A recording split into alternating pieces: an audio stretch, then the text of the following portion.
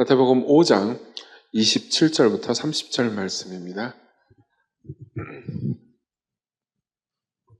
네, 제가 여러분들 위해서 읽어드리도록 하겠습니다. 마태복음 5장 27절부터 30절 하나님 말씀을 들으십시오. 또 간음하지 말라 하였다는 것을 너희가 들었으나 나는 너에게 이르노니 음욕을 품고 여자를 보는 자마다 마음에 이미 간음하였느니라. 만일 내 오른눈이 너로 실족하게 하거든 빼어내버리라. 내 백체 중 하나가 없어지고 온몸이 지옥에 던져지지 않는 것이 유익하며 또한 만일 내 오른손이 너로 실족하게 하거든 찍어내버리라. 내 백체 중 하나가 없어지고 온몸이 지옥에 던져지지 않는 것이 유익하니라. 아멘. 네. 원래는 이제 시공교리문답 설교를 하고요. 그리고 이제 목회자분들이 이제 담당하시는 분들이 설교를 하는데 오늘은 제가 끼어 들어왔습니다. 끼어 들어온 이유는 아직 할 사람이 정해지지 않았대요. 예, 그래가지고 원래 이렇게 다 정해 놓거든요. 그 배은민 목사님 정했는데 이번 주가 안 정해졌대요. 그래 내가 할게. 그래가지고 예, 그만큼 제가 설교를 하는 걸 좋아합니다. 예, 이 시간에 설교하는 것도 꽤 좋아해요. 왜냐하면 되게 뭔가 아름다운 밤 아닙니까? 유일하게 이 모든 과정 중에서 위험한 것은 제가 지금 이 시간에 설교하는 걸 너무 좋아하기 때문에 설교 시간이 길어지는 위험입니다. 그러니까 그 위험을 잘 피할 수 있도록 여러분들이 마음속으로 기도해봤자 소용없습니다. 네, 그렇지만 설교 문상, 설교의 내용은 그렇게 많지는 않습니다. 그러니까 딱 한 가지 개념만 여러분들에게 전달할 생각이거든요. 그것은 바로 음욕이라는 개념입니다. 사실 문맥상, 그러니까 지금까지 시간교리 문답의 문맥상 음욕이 나올 때가 됐습니다. 근데 이제 그거는 다른 목회자분들이 뭔가 설교를 해주실 거고요. 저는 스피인오프로 음욕이라는 것에 대한 본질, 그리고 음욕의 본질을 통해서 우리가 음욕을 어떻게 거절할 수 있는지에 대한 그러니까 예수님의 가르침을 조금 깊이 묵상해보는 게 오늘의 목표입니다. 그러니까 오늘은 성경 본문 해설보다는 본문을 통해서 우리가 생각하는 묵상을 조금 더 깊이 들어가 보는 게 목표고요. 사실은 개인적으로는 오늘 말씀을 여러분들에게 전달하기 위해서 묵상하면서 그러니까 제 개인적으로는 꽤나 은혜를 많이 누렸습니다. 이거를 이제 확장시켜가지고 낮 예배로 낮 예배로 바꿔가지고 설교를 할까 했는데 약간 저녁에만 온 사람만 뭔가 저녁에 왔으니까는 주마! 그러면서 그런 거 있지 않습니까? 예. 그런 걸 주고 싶은 사람이 많기 때문에 이렇게 낮부터 피곤하게 있다가 저녁까지 온 분들한테 좀 좋은 거 주고 싶은 마음이 있잖아요. 라고 마음을 먹고 서보니까는 낮에 안 오시고 저녁에만 오신 분도 계시네요. 얌체들. 물론 그렇지만 얌체라도 사랑합니다. 자, 음욕 이야기를 해보죠. 사실은 이제 음욕을 이해하기 위해서는 성이라는 것을 이해할 필요가 있습니다. 사실 우리가 읽었던 이 본문은 상당히 그러니까 도발적이고 도전적인 본문입니다. 그러니까 예수께서 이렇게 말씀하세요. 간음하지 말라는 것을 너희가 들었지만 간음 정도도 아니다. 여자를 볼 때마다 음욕을 품고 여자를 보는 자마다 여자 입장에서는 남자를 볼 때 음욕을 품고 남자를 보는 자마다 마음에 이미 간음을 했다라고 이야기하시는 거죠. 사실은 이것은 그러니까 많은 사람들 입장에서는 어떻게 이걸 지켜요? 이건 말도 안 돼라고 생각하는 경우가 많습니다. 저도 못 지킵니다. 저 진짜예요. 저도 이거는 정말 쉽지가 않습니다. 저도 사람이고 남자고 죄인이고 저는 나이를 먹으면 이 문제에 있어서 성화될 줄 알았는데 나이를 먹는 거하고 특별히 달라지지 않습니다. 앞으로 더 나이가 먹으면 바뀌어질 것을 소망하고 있긴 하지만 사실 되게 힘든 일입니다. 그러면 우리는 물어볼 수 있습니다. 왜 이토록 가혹한 명령을 주신 걸까요? 답은 하나입니다. 그러니까 성경이 말해주는 성의 특징이 아주 독특하기 때문입니다. 실제로 예전에 제가 성경 공부를 하다가요, 어떤 신학자가 이렇게 말하는 걸 들었습니다. 성은 일종의 성례이다 라는 말을 들은 적이 있습니다. 이게 도대체 뭔 소리지? 성례가 뭔지 아십니까? 우리 시건교회 같은 경우는 거의 매주 성찬을 하죠. 그렇죠? 매주 성찬을 할 때마다 우리는 빵을 찢고 그리고 잔을 따르는 것을 비주얼적으로 여러분들이 눈으로 볼 수 있게 보여줍니다. 왜 그런지 아십니까? 그것은 눈에 보이지 않는 실제를 눈에 보이는 방식으로 표현함으로써 눈에 보이지 않는 실제가 어떤 것인지 여러분들에게 설명해 주는 방법이기 때문입니다. 다시 한번 말씀드릴게요. 눈에 보이지 않는 실제를 눈에 보이는 방식으로 표현해 줌으로써 여러분들이 눈에 보이지 않는 실제를 조금이나마 경험하도록 만드는 거죠. 자, 그리스도의 죽으심과 부활이 있습니다. 물론 이것은 역사적 사건이지만 우리 눈에 지금 보이는 실제는 아닙니다. 그리고 그리스도께서 죽으시고 부활하심으로써 그분이 우리와 연합하심으로써 우리와 하나 된 것, 이라는 실제가 있습니다.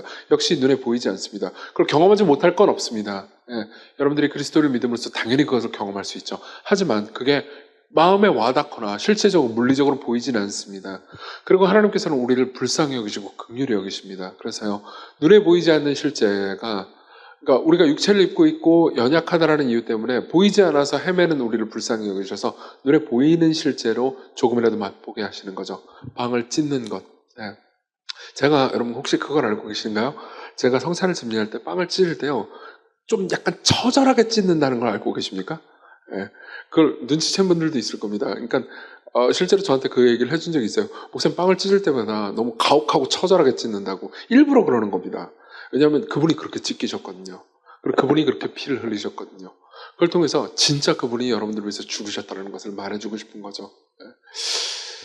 그리고 실제로 이 성찬을 잘 참여하는 사람들, 그리고 성찬 가운데서 성령 하나님의 은혜를 누리는 사람들은요, 그러니까 설교를 통해서뿐만 아니라 성찬을 통해서도 큰 은혜를 누립니다. 저도 그런 적이 굉장히 많고요.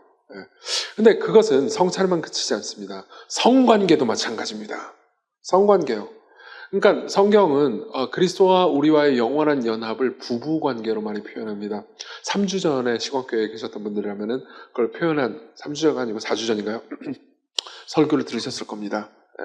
그리고 그것은, 그러니까 우리가 생각한 것보다 훨씬 더 깊고 훨씬 더 쾌락적인 것입니다. 그리고 하나님께서는요, 그것을 이 땅에 살아가는 사람들이 맛보도록 하기 위해서 성의 기쁨을 주셨습니다. 그게 바로 성관계를 하나님께서 주신 이유예요. 그러니까 성관계를 좋은 방식으로 잘 쓰잖아요. 그러면은요, 그리스도께서 우리를 사랑하셔서 우리와 연합하심으로써 우리를 위하시는 그 모든 것들을 이 땅에서 잠깐, 아주 잠깐 맛보게 됩니다. 그렇다고 해가지고 여러분들이, 그러니까 나는 아직 결혼하지 않았고, 그리고 앞으로도 결혼을 못할 것 같고, 성관계를 못할 것 같고, 이런 생각이 드시는 분들이라면요, 너무 염려하지 마십시오. 여러분들은 결혼할 겁니다. 걱정하지 마세요. 그걸 너무 염려하지 말라는 얘기도 하고 싶지만, 더 나아가서요, 여러분들이 생각하는 인생은 진짜 찰나에 불과합니다. 영원에 비하면 말이죠. 아무것도 아니에요. 저는 진짜로 아직도 제가 97학번 새내기 같습니다.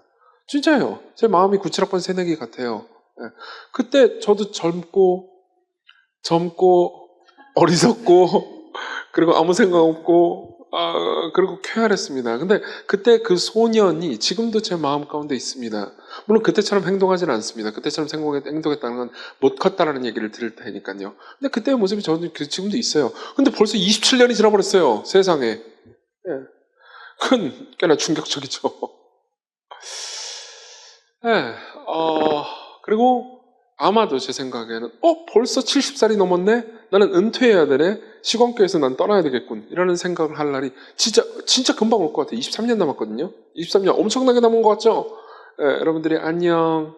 목사님 설교 재미없어요. 새롭고 젊고 아름다운 목사님이 오셔서 너무 좋아요. 목사님, 우리는 목사님을 존경하지만 다시는 볼 일이 없기를 바라요. 라고 말할 날이 올 거라는 걸 알고 있습니다. 그리고 저는 죽겠죠. 그건 금방일 겁니다. 그리고 제가 그리스도와 더불어서 누릴 영원에 비하면 그 아무것도 아니겠죠. 자, 어쨌든 성이라는 것이 그렇습니다. 그래서 성은요, 성례에 가깝기 때문에 기독교는 단 한 번도 성을 하찮게 생각하거나 하등하게 생각하거나 그리고 불결한 것으로 여긴 적이 없습니다. 오히려 기독교는요, 성을 너무 높게 생각했지 낮게 생각한 적은 한 번도 없습니다. 그렇기 때문에 하나님께서는요, 성을 아름답고 안전한 곳에 두기를 원하십니다. 그러니까 하찮고 마구 이용할 수 있는 것으로 두지 않는다는 거죠. 그래서 성은요, 항상 언약관계 안에서만 기능하도록 작동하셨습니다. 여러분들이 성경을 자세히 보잖아요. 그러면 항상 음욕을 그치라는 음란을 그치라는 표현들을 굉장히 많이 볼 수 있습니다. 여기서 음란이라고 번역된 단어는 포르네이아라는 단어인데 그 포르노그래피의 어원이 된 단어입니다. 그것은 항상 결혼 바깥에서의 성을 얘기하죠. 그럼 우리는 묻습니다. 왜 자꾸 결혼 안에서만 성을 사용하도록 하는 건가요? 답은 간단합니다. 성은 소비재가 아니기 때문입니다. 다시 한번 말씀드릴게요. 성은 소비재가 아닙니다. 소비재가 뭐죠? 예. 그러니까 상대방이 나한테 서비스를 주잖아요. 그럼 나는 거기에 대해서 돈을 줍니다. 그리고 그 가운데서 계약을 맺잖아요. 그럼 그 계약이 계속해서 갱신되는데 갱신되는 조건은 주는 서비스가 줄어들지 않고 그리고 주는 서비스가 점점 업그레이드 되는 겁니다. 예를 들면 시건교회가 식당이랑 계약을 맺었다고 합시다. 예. 시건교회 물레 캠퍼스 같은 경우에는 뭐 주일날 보통 적어도 600명 정도가 오기 때문에 그 사람들 밥 먹이면 이제 꽤나 큰 프로젝트가 될 겁니다. 그렇죠? 그리고 식당이랑 이제 계약을 맺는다고 해봐요. 그럼 저는 아마 이 계약을 맺을 겁니다. 가격은 얼마로 해주시고요. 그리고 우리가 식수인원이 얼만큼이니까 요걸 꼭 준비해 주시고 밥맛이 이 정도는 됐으면 좋겠고 특히 단백질 빠지면 안 됩니다. 풀만 많으면 해고시켜버릴 거예요. 하긴 요즘 풀이 비싼가요? 어쨌든 간에 영양학적으로 균형되고 맛도 있고 그리고 좋은 음식을 주고 그리고 계속해서 계약을 갱신할 건데 당신이 업그레이드 시켜주지 않으면 우리는 당신과 계약을 해지할 겁니다. 자, 이게 소비재의 본질이죠. 근데 하나님께서는 말씀하시는 거예요. 예수께서는 성은 소비재가 아니다. 예. 성은 오히려 죽는 날까지 계속해서 사랑하겠다고 약속한 두 사람이 서로를 즐기고 서로를 섬기는 성례와 같다는 겁니다. 예. 소비재와 언약관계, 그러니까 결혼 언약관계의 가장 큰 차이점이 그런 겁니다. 소비재는요, 그러니까 수 틀리면 헤어지는 겁니다. 기독교에서 이혼을 엄격하게 금지하는 이유도 마찬가지입니다. 수 틀리면 헤어지는 일은 없다는 거죠. 예. 그러면 언약관계는 뭘까요? 죽는 날까지 사랑하겠다는 약속입니다. 어떤 일이 있어도요. 예. 어떤 일이 있어도 죽는 날까지 사랑하겠다는 약속이죠. 여기에 이용은 없습니다. 물론 서로를 위해서 헌신하는 것은 존재하지만요. 업그레이드 되지 않았다고 해가지고 계약을 해지하거나 버리는 건 없습니다. 그냥 같이 지지고 볶고 사는 거죠. 고통도 함께하고 기쁨도 함께하고 슬픔도 함께하고 그리고 경제적인 부와 경제적인 가난 모든 것들을 함께하는 거죠. 결국 늙음도 함께하는 겁니다. 이게 성경에서 말하는 언약관계고요. 이 언약관계는 소비자하고 소비적인 계약관계하고 거리가 아주 멀지요. 예. 그래서요, 사실은 성경에서는요, 예컨대 포르노그래피라든가 혼전 성관계와 동거 같은 것들을 엄격하게 금지합니다. 그리고 간음 혹은 이혼도 금지하죠. 이유는 간단합니다. 성이라는 게 소비재가 아니기 때문이에요. 예. 포르노그래피라 하더라도 인간의 몸을 함부로 그런 방식으로 소비해서는 안 됩니다. 저 배우들은 돈을 받았잖아요. 안 돼요, 안 돼요. 돈을 받았든 받지 않았든 하나님의 형상을 성적으로 이용해서는 안 됩니다. 예. 이게 성경의 가르침이에요. 동거는요? 동거는 서로 마음이 맞아서 하는 걸요? 아니요, 그렇지 않아요. 죽는 날까지 사랑하겠다는 약속, 그리고 국가의 보호, 법적으로 사회적으로 받는 인정 없이 둘이만 우리는 사랑하니까 같이 살자 이렇게 되잖아요. 그럼 어떻게 되는지 아십니까? 시간이 지나고 둘 중에 한 명의 감정이 식잖아요. 그럼 버림받습니다. 버림받아요. 진짜예요. 저게 무슨 조선시대적 얘기냐? 아니에요. 조선시대적 얘기 아니에요. 지금 저도요. 동거를 경험한 사람이 자신의 상처, 자신의 고통을 저한테 상담하는 걸 정말 많이 들었습니다. 그들 모두가 자기가 버림받은 것에 대한 슬픔을 호소했죠. 그리고 이것은요. 이제 결혼관계 안으로 침투해 들어온 것 같습니다. 제가 에스터 페렐이라는 사람이 쓴 우리가 사랑할 때 이야기하지 않는 것들이라는 제목의 책을 본 적이 있습니다. 이 사람은 미국의 심리치료사인 동시에 작가였습니다. 이 사람이 사랑에 대해서 사람들이 생각하는 뭐라고 해야 될까요?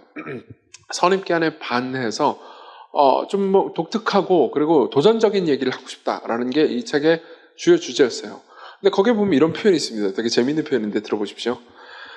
수지가 보낸 메시지에는 아버지에 대한 분노로 가득 차 있다. 수지는 딸이고요. 그리고 부모님이 있는데 부모님의 결혼 생활은 끔찍했던 거죠. 그리고 아버지는 계속해서 바람을 폈습니다. 엄마는 아빠가 죽을 때까지 곁에 머문 성인 군자예요. 아빠가 오랫동안 바람을 피웠는데도 말이죠. 네. 그렇죠. 엄마가 좋은 분이죠. 그리고 아빠가 바람을 폈으니까 엄마는 좋은 분이고 아빠는 나쁜 존재라는 거죠. 근데 이 작가 에스터 페렐은 이렇게 얘기합니다. 나는 수지가 이 이야기를 다르게 이해해 본 적이 있을지 궁금하다. 만약 그녀의 아버지가 다른 여성을 진심으로 사랑했으나 가족을 위해 자신을 희생하며 집에 남은 거라면 어떤 생각이 드시나요? 이건 페미니스트 이슈가 아닙니다. 에스터 페렐도 여성이라고요. 무슨 말이냐면 이런 얘기를 하고 싶은 겁니다. 그러니까 저는 이 이야기 전체가 대단히 슬펐습니다.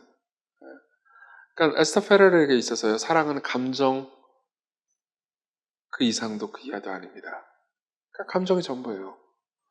그리고 여러분들이 사랑이라는 것을 이렇게 정의하면요. 여러분들은 자녀를 사랑한다는 것에 대해서 괴로움을 느낄 겁니다. 여기 앉아 계신 분들이 대부분이 결혼을 아직 안 하셨고 자녀를 가지지 못했을 겁니다. 그렇죠? 그리고 제가 자녀를 가질 때 어떤 느낌이 드는지를 잠깐만 말씀드리겠습니다. 이야기를 듣고 저 인간은 나쁜 아버지야 이렇게 말씀하지 마세요. 자녀를 낳잖아요. 그럼 너무너무 예쁩니다. 진짜 너무너무 행복하고 너무너무 예쁘다고요. 24시간 중에 한 24분 정도 그렇게 예쁩니다. 나머지 시간은요 죽을 것 같아요. 진짜예요. 예. 그렇다고 제가 자녀를 안 사랑할까요? 아니요, 정말 사랑합니다. 근데 거기에는 상당히 많은 부분이 감정적 풍분이 아니고 의무와 책임입니다. 그 사랑이 아니라고 말한다고 여러분들이 생각한다면요, 여러분 사랑이 뭔지 모르는 겁니다. 여러분들이 받은 사랑도요, 상당 부분은 의무와 책임이었어요. 여러분들의 부모님이 여러분들을 정말 사랑했고, 좋은 부모님이 아래에서 큰 분들이 있을 겁니다. 그런 분들은요, 여러분들을 볼 때마다 너무너무 사랑스럽고, 너무너무 좋고, 그러지 않았어요. 여러분들이 말을 좀 만들었어야죠. 그렇죠? 제가 여러분들 다 모르지만, 말을 들었겠습니까? 저도 말을 잘 안 들었어요. 근데도 불구하고 부모님들이 여러분들을 버렸나요? 그렇지 않았습니다. 왜요? 의무, 책임. 이게 사랑이 아니라고 말한다면요, 여러분들은 사랑을 모르는 겁니다. 네, 사랑해요. 그리고 성경은 이렇게 말하는 거죠.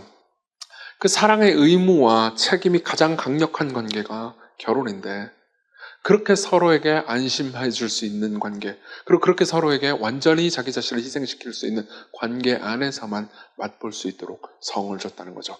그 외의 모든 방식으로, 어떤 방식으로 성을 쓰든 당신은 성을 이용하고 소비재로 대하는 것이지 성을 귀하게 대하는 것이 아니다 라고 말해주는 겁니다.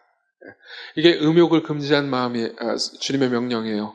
그리고 이렇게 생각하잖아요. 그러면 이렇게 깊이 있게 생각하면은 다른 여성을 볼 때 음욕을 품고 그 여성을 보는 것, 혹은 뭐 여성도 마찬가지입니다. 그것이 잠시의 시간이라 하더라도 그 대상을 내가 소비재로 활용했다는 것을 알게 됩니다. 그래서 실제로 저 같은 경우에는 저는 이 말씀 가지고 설교를 한 적도 있습니다. 예전에요. 저는 당연히 이 말씀을 받아들였습니다. 근데 그런 경우가 있어요. 어떤 말씀 같은 경우에는 그 말씀을 더 깊이 이해해서 과거보다 뜻을 아는 데 있어서 더 깊어진 건 아니지만, 그러니까 뭐라고 해야 될까요? 그것을 깨닫는 정도에 대해서 더 강해지는 경우가 있습니다. 근데 최근에 저는 진짜로 인정을 하게 됐습니다. 와, 음욕을 품고 어떤 여성이든 바라보면 진짜 나쁜 짓이구나 라는 거를 T가 받아들였다고요. 이성으로만 받아들인 게 아니고 진짜 나쁜 짓이라는 생각이 듭니다. 왜요? 모든 인간은 하나님의 형상이에요. 그 어떤 하나님의 형상도 소비재로 이용돼서는 안 됩니다. 이게 주께서요, 음욕을 품고 이성을 보는 자마다 마음에 이미 간음했다고 말씀하신 이유죠. 자, 그럼 어떻게 해결해야 되나요? 그 다음 절을 보면 되게 충격적인 말씀을 하십니다. 우리 29절 30절을 같이 읽어봅시다. 조금 길지만 같이 읽었으면 좋겠습니다. 시작. 만일 내 오른눈이 너로 실족하게 하거든 빼어내버리라. 내 백체 중 하나가 없어지고 온몸이 지옥에 던져지지 않는 것이 유익하며, 만일 내 오른손이 너로 실족하게 하거든 찍어내버리라. 내 백체 중 하나가 없어지고 온몸이 지옥에 던져지지 않는 것이 유익하니라. 굉장히 과격한 말씀이죠. 눈이 범죄? 뽑아내라. 그리고 손이 범죄? 찍어버려라. 예. 찍을 뻔했습니다. 물론 그렇게 생각하진 않았어요. 항상 이런 본문을 보면요, 해석으로 도피하게 되죠. 그냥 이렇게 찍을까 하다가도 그래, 이게 이렇게 멍청한 해석일 거라는 생각이 들지 않습니까? 근데요, 옛날에 4세기 오리게네스라는 교부는요, 실제로 이 문제를 진짜 심각하게 받아들였습니다. 그래서 그는요, 스스로 거세해버렸습니다. 물론 오리게네스가 한 해석이 옳다고 생각하지는 않습니다. 이거 가지고 거세를 할 필요는 없어요. 하지만 저는 오리게네스가 제 생각에는 우리 대다수보다 하나님의 말씀을 훨씬 더 무겁게 여겼다는 것에 대해서는 오리게네스에 대해서 존경을 표하지 않을 수가 없습니다. 어쨌든 최소한 그가 성경을 잘못 해석했을지언정 그는 진짜로 이것을 하나님의 말씀으로 생각한 거죠. 그럼 어떻게 해석해야 될까요? 그렇게 쉽지는 않습니다. 확실한 것은 예수께서 이 모든 것을 비유로 얘기하셨다는 겁니다. 이것은 일종의 메타포로 해석해야 되죠. 그리고 다양한 주석들을 봤는데요. 제 생각에는 제가 몇 년 전에 이 본문을 연구하면서 그 이후로도 마태복음 주석을 계속 봤거든요. 근데 새로 나온 아무리 좋은 마태복음 주석을 봐도요, 존 스토트만큼 좋게 해석한 사람은 없는 것 같습니다. 읽어드리죠. 조금 길지만 다 인용해드리겠습니다. 들어보십시오. 우리는 특정한 책자를 읽는 것, 포르노그래피 같은 거요. 특정한 영화를 보는 것, 특정한 전시회에 방문하는 것들을 의도적으로 거부할 것이다. 그럴 때 이 시대 사람들은 우리를 편협하고 무지하고 교양 없는 사람이라고 여긴다. 그들은 우리에게 믿지 못하겠다는 듯 말할 것이다. 뭐라고요? 그 책을 읽어보지 않았다고요? 그 영화를 보지 않았다고요? 세상에 성에 대한 이야기가 나오기 때문에 교양 있는 사람이 못 되는군요. 그들의 말이 맞을지도 모른다. 우리는 마음의 정결함을 보존하기 위해 문화적으로 장애인이 되었다. 이 명령에 순종하려면 많은 사람들은 특정한 면에서 장애인이 되어야 할 것이다. 우리에게 남은 단 한 가지 질문은 이 유익을 위해 기꺼이 그런 상실을 견디고 조롱을 견딜 것인가 하는 것이다. 무슨 말인지 이해되십니까? 이거는 제가 군대에 있을 때 했던 경험을 여러분들과 나누는 것도 좋을 것 같습니다. 저는 이제 군대에 있을 때 새로운 세상을 보았습니다. 사실 저는 고등학교 때까지 보통 저는 이제 분당에서 고등학교를 나왔거든요. 제가 다녔던 학교도 뭐 공부를 열심히 하는 학교였고 보통 범생이들 사이에서 날라리로 삶을 살았습니다. 그리고 이제 뭐 학원도 엄청 열심히 다녔단 말이에요. 그때 되게 유명한 학원이 분당에 있었습니다. 그래서 거기서 밤 늦게까지 학원 갔다 오고 뻥치고 만화방 가고 이 정도의 타락이면 뭐 아닌가? 어쨌든 네, 뭐 그렇게 그냥 타락해봤자 그 정도였다고요. 그리고 이제 대학에 들어갔습니다. 대학에 들어가서도 보통 이제 바로 교회 생활을 되게 열심히 했기 때문에 교회에 있는 아주 착한 형들, 착한 누나들 그리고 좋은 사람들하고 시간을 보냈습니다. 그러니까 다시 말하면 소위 일반적인 세속 문화를 만날 일이 거의 없었어요. 그러다 군대를 갔습니다. 군대를 갔는데 제가 제일 놀랬던 것은 군대 가면 이제 보초를 서거든요. 근데 보초를 설 때마다 같이 서는 선임이 그토록 음담패설을 하는 거예요. 미쳐버릴 것 같았어요. 예. 그러니까 이런 거죠. 제가 음욕이 없는 사람도 아니고 저도 이게 음욕이 하여튼 나쁜 놈이에요. 저도 그렇지만 나쁜 놈인 인정. 예, 그래요. 근데 그렇다고 해서 음담패설을 즐기는 사람은 아니라고. 재미없어요. 예. 그런데 너무 심하게 그냥 1시간 내내 얘기하는 거예요. 귀가 썩어버릴 거. 귀에서 막 피가 나는 것 같았습니다. 예. 그래가지고 이제 보통 자신의 경험이었어요. 제가 보기에는 한 절반은 과장이었습니다. 그리고 절반은 진실일 수도 있었죠. 근데 이제 너무너무 고통스럽고 힘이 들었습니다. 근데 어쨌든 들었습니다. 어쨌든 듣다가 이제 보통 제가 있었던 곳은 한 달 내내 한 명이랑 같이 이제 짝을 이뤄가지고 했거든요. 근데 그 한 명이 이제 끔찍한 분이었어요. 그래서 내가 누구랑 어디 가서 뭘 했고, 누구랑 어디 가서 뭘 했고, 다양한 사람과 버라이어티하게도 만났더라고요. 그래서 내가 진짜 귀가 썩어버릴 것 같다. 근데 제가 2등병 주제에 상병한테 귀가 썩어버릴 것 같아요. 이렇게 말할 수는 없잖아요. 그렇죠? 그래서 아무 생각 없이 그러십니까? 땡땡땡 상병님 대단하십니다. 이런 식으로 반응하고 있었습니다. 그래, 너 변강쇠다. 이런 느낌이었죠. 그러다가 이제 드디어 그분이 지루하셨나 봐요. 그러니까 저한테 질문을 하기 시작했습니다. 그분은 한 번도 저한테 저에 대해서 아예 관심이 없었어요. 그냥 저는 이야기 듣는 기계였을 뿐이죠. 그러다가 질문을 했습니다. 넌 어떠니? 넌 누구 만나서 얼마나 했니? 그러니까 성관계를 얼마나 했냐는 거예요. 저는 그때 바로 제 영혼에 공격을 받는 것 같았습니다. 왜냐하면 저는 한 적이 없었습니다. 당연하죠. 저는 연애도 한 적이 없었다고요. 아무도 저를 좋아하지 않았어요. 제가 이런 얘기를 가끔 하는데, 최근에 결혼 예비학교 때도 이런 얘기를 했는데, 저는 제 아내하고 결혼하기 전에는 성관계를 한 적이 없습니다. 하나님께 감사하게도 하나님께서 저를 보존해 주셨어요. 그리고 그 보존의 상당 부분의 이유는 저의 거룩함에 열심하고 전혀 상관없이 아무도 저를 좋아하지 않았어요. 예. 음욕의 죄는 혼자 짓기 조금 어렵습니다. 포르노 이런 거는 이런 거는 다 죄 지었습니다. 저도 나쁜 놈이에요. 여러분들하고 저랑 똑같아요. 오케이, 그것까지는 좋습니다. 근데 성관계는 할 수 없었어요. 혼자 어떻게 해요? 그렇죠? 아무도 저를 안 좋아하는데 저는 기회가 없었다고. 그렇다고 강간을 할 수는 없잖아요. 그렇죠? 그래서 그냥 그렇게 지냈습니다. 그리고 그때까지도 그랬죠. 예. 그래서 이제 그래? 그러면은 돈 주고 사지 않았냐 이러고 물어봤어요. 그래서 일단 저는 속으로 그럴 돈은 없고요. 그리고 그냥 되게 이렇게 뻥한 표정으로 아니요, 그런 적은 없습니다. 그러니까 바로 그분이 처음에 제 모든 대답을 듣고 처음으로 했던 단어가 있습니다. 뭐였을까요? 네. 비읍시읒이었습니다. 야이 비읍시읒. 전 장애인이 된 거죠. 꽤나 억울했습니다. 난 기회가 없었다고. 속으로도 저는 내가 음욕이 없었던 건 아니고 난 기회가 없었다고 이렇게 말도 하고 싶었어요. 그렇지만 또 그런 것도 있었죠. 저는 하나님 뜻대로 순종하고 싶었습니다. 제가 음욕이 없었다라는 건 아니고 어쨌든 하나님께서 말씀하셨고요. 그리고 저는 하나님 뜻대로 따르고 싶었습니다. 그분이 나를 구원해 주셨는데 내가 왜 그분을 안 따릅니까? 네. 그래서 그때 저는 깨달았습니다. 아, 그분의 뜻대로 삶을 살려면 비읍시읒이 되어야 되는구나. 즉 나는 장애인이 되어야 되는구나. 정리해볼까요? 상대의 몸을 이용하는 것이 내 몸을 즐겁게 하는 거라면요, 내 몸을 즐겁게 하기 위해서 상대의 몸을 이용해서는 안 되고, 상대의 몸을 여전히 귀하게 보존하기 위해서 내가 내 몸을 제한해야 합니다. 그 중에 하나가 뭘까요? 눈을 뽑는 겁니다. 근데 굳이 뽑을 것까지는 없습니다. 눈을 감으면 되니까요. 그리고 저는 여기서요, 단순히 음욕의 문제를 넘어서서 관계의 문제로 이 이야기를 끌고 가고 싶습니다. 예. 여러분, 이제 음욕 얘기는 그만합시다. 관계의 문제로 넘어가죠. 관계의 문제에 있어서, 그러니까, 진정한 기독교적 관계가 뭔지 아십니까? 장애인이 되기를 선택하는 겁니다. 예. 생각해보세요. 부부관계를 한번 생각해봅시다. 부부관계라는데, 부부관계가 그러니까 한쪽이 한쪽한테 굉장히 통제적인 관계가 있을 수 있습니다. 근데 내가 통제를 받으면서도 저 사람을 계속해서 사랑하고 계속해서 저 사람을 버리지 않고 미워하지 않고 함께 하려고 하잖아요. 그럼 나는 상대방한테 상당히 간섭받고 고통당하는 삶을 살아야 됩니다. 그때 나는 뭘 느낄까요? 나는 내가 장애인이 되는 것 같은 느낌이 듭니다. 그렇지 않겠습니까? 네. 자, 이걸 교회 목회자와 여러 성도들 간의 관계로 한번 생각해보죠. 저는 아까도 말씀드렸듯이 설교가 좋습니다. 예, 저녁에 설교하는 것도 좋고요. 저는 체력이 남아돌기 때문에 저녁에 이렇게 설교하고 집에 가서 또 다른 일을 할 수 있습니다. 얼마나 행복해요.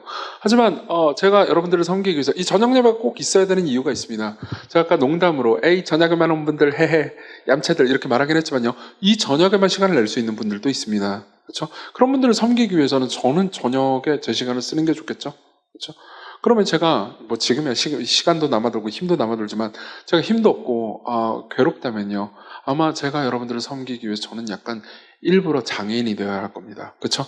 저녁에 시간을 내야 돼요. 제 체력을 써야 됩니다. 자, 보세요. 항상 그렇습니다. 대화 가운데 무언가 맞춰주려면 나는 장애인이 되어야 합니다.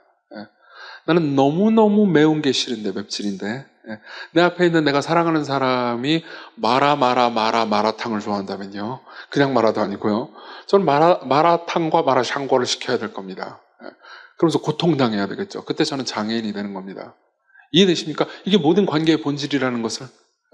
상대를 이용하지 않고 상대를 섬기려면요, 상대를 이용하지 않고 상대를 섬기기 위해서 나는 약간 장애인이 되어야 합니다. 나는 눈을 뽑아야 됩니다. 눈을 감아야 될 수도 있습니다. 나는 내 팔이 내가 원하는 대로 내 팔을 쓸 수 없고 내 두뇌를 내가 원하는 대로 쓸 수 없는 순간들이 옵니다. 이게 섬기는 관계의 가장 큰 본질이죠.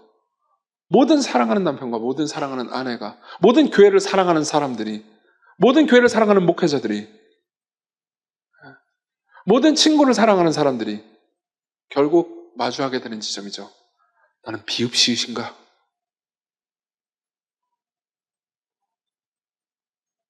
그리고 우리 주님께서는요, 그러한 삶이 호구, 바보, 멍청이의 삶이 아니고 영광스러운 삶이라고 말씀하시는 거죠. 그래서 명령하시는 겁니다. 여러분 어떻게 생각하십니까? 자, 지금 저는 저녁 7시 49분에 집단적으로 여러분들을 가스라이팅 하고 있는 걸까요? 아니면 우리가 일상적으로 사회에서, 세상에서 전혀 볼 수 없는 새로운 세계의 질서를 여러분들에게 말하고 있는 걸까요? 예수 그리스도께서는 산상설교에서 여러분들에게 이렇게 말씀하시는 겁니다. 내가 새로운 세계의 질서를 알려주겠다. 내가 하나님 나라의 질서를 알려주겠다. 놀랍게도 하나님의 나라는 압제하고 통치하는 나라가 아니고 섬기고 사랑하고 무릎을 꿇는 나라다. 상대를 이용하지 않기 위해서 자기 자신을 장애인으로 만드는 나라다. 세상에 있는 모든 사람들은 하나님 나라의 백성들을 비읍시읒이라고 말할 것이다. 그렇지만 우리는 그렇게 그것을 기뻐한다. 그래서 우리는 서로를 섬긴다. 어떻게 느껴지십니까? 호구, 바보, 멍청이로만 느껴지십니까? 아니면 영광스럽게 느껴지십니까? 감히 말하건대 제가 이렇게 다 살아내지는 못할지언정 제 입장에선 이것이 너무 아름다워 보입니다. 왜 그럴까요? 이 나라의 왕이 그런 분이기 때문입니다. 여러분, 저는 장애인이 된다는 것이 무엇인지 모릅니다. 그렇지만 잠깐만 상상해 봤습니다. 눈이 보이지 않게 된다면 얼마나 답답할까요? 장애인이 된다는 건요, 내가 가지고 있는 특정 능력을 더 이상 사용할 수 없다는 것을 의미하겠죠. 그리고 의도적으로 그렇게 하지 않는 방법도 스스로 장애인이 되는 걸 겁니다. 제가 제 아내만을 사랑하기 위해서는 제 아내가 아닌 다른 여성을 볼 때 제 몸이 건강하다 하더라도 제 성욕이 올라올 때 제 신체의 능력을 제한하기 위해서 눈을 감아야 할 겁니다. 맞죠? 그리고 그때 나는 시각을 제한합니다. 그때 장애인이 되는 길을 선택하는 거죠. 장애인이 된다는 것은 원래 할 수 있는 능력이 더 이상 할 수 없는 능력으로 바뀌는 거죠. 자, 성육신이 그런 거라는 걸 알고 계셨습니까? 여러분, 눈이 보이는 사람이 눈에 보이지 않는 것이 그토록 고통스러울진데 전능한 신이 아기가 된다는 것은 어떤 고통일까요? 전능한 신이 사람들을 설득해야 한다는 것, 지적이고 감정적이고 의지적인 피조물을 강제하지 않고 대화와 섬김으로 설득해서 그들을 끌어간다는 것. 솔직히 말하면 저는 인간임에도 불구하고 그걸 하는 게 상당히 피곤합니다. 솔직히 말하면 더럽게 피곤합니다. 그냥 이랬으면 좋겠어요. 말 한마디 들으면 다 따랐으면 좋겠습니다. 이것들 내가 담임 목사란 말이야. 그러나 우리의 왕이 그러지 않으셨기 때문에 저는 달리 다른 선택을 할 수가 없습니다. 전능하신 분이 부모의 도움 없이는 살 수 없는 존재가, 전지하신 분이 말과 글과 목수일을 배우셨어야 하는 존재가, 영원하신 분이 시간에 쫓기시고 시간의 제한을 받는 존재가, 생명의 근원이신 분이 졸리시고 배고프시며 기력이 쇠하시고 죽을 수 없는 분이 죽을 수 있는 분이 됩니다.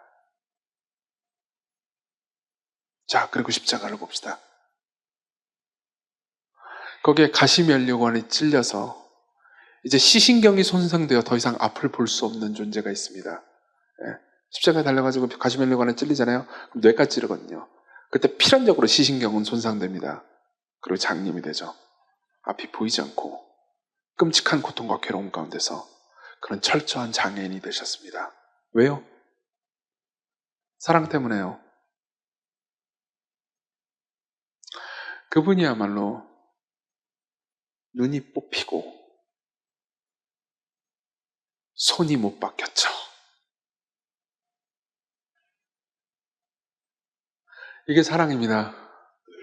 장애인이 되는 거요. 내가 나 자신을 통제하면서 여전히 통제권을 가지면서 계약을 맺는 게 아니고요.